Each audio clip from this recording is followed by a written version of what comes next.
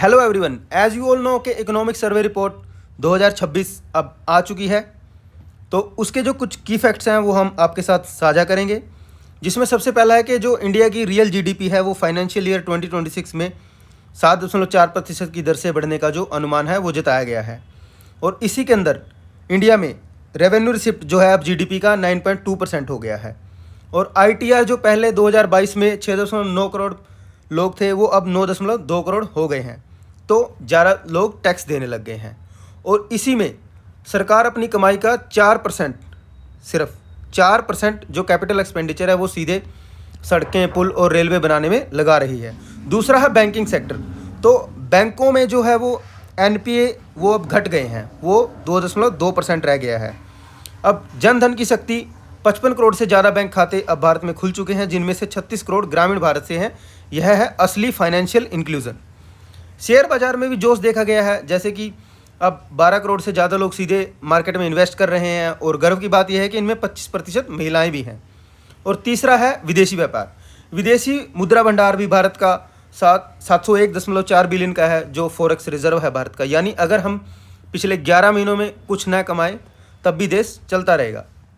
और इसी के अंदर सर्विसेज भी हैं, जिसमें हमारी आईटी और सर्विसेज का जो एक्सपोर्ट है वो डॉलर 387.6 बिलियन डॉलर का हो गया है।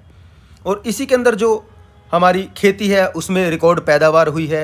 और उसी के अंदर हम जैसे कि मैन्युफैक्चरिंग में भी सुधार हुआ है। हमारी फैक्ट्रियां अब 9% से ज़्यादा की ग्रोथ रेट दिखा रही हैं। पीएलआई स्कीम का भी जादू हुआ है, जिसके अंदर आप देख सकते हैं कि 14 सेक्टर्स में 2 लाख करोड़ का निवेश आया है। और उसके बाद है गरीबी। तो गरीबी में भी 2005 में जो गरीबी 55% थी, अब गिरकर सिर्फ 11.28% रह गई है।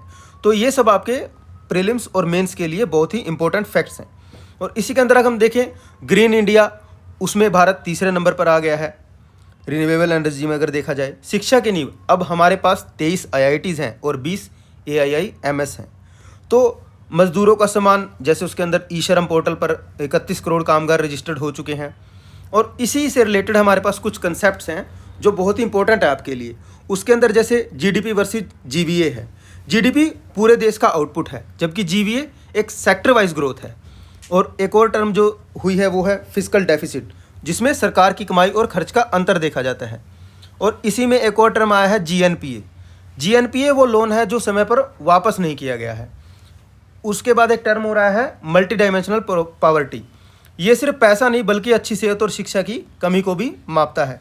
तो दोस्तों ये थे कुछ इंपॉर्टेंट अपडेट्स जो इकोनॉमिक सर्वे में दिए गए थे। बाकी अदर रिपोर्ट्स के लिए जुड़े रहिए सामर्थ्य मेंस इंस्टीट्यूट के साथ। Thank you.